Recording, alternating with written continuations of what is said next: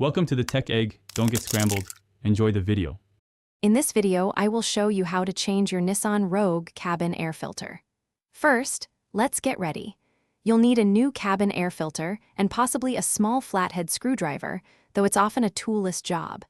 Ensure your vehicle is safely parked with the engine off.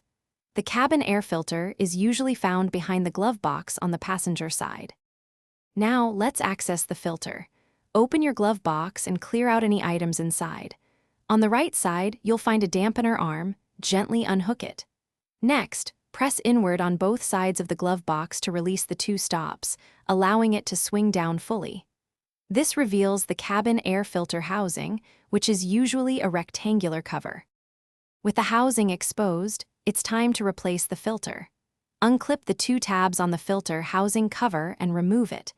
Carefully slide out the old filter, noting the airflow arrow, which typically points down or towards the rear of the vehicle. Insert your new filter, making sure its airflow arrow matches the correct direction.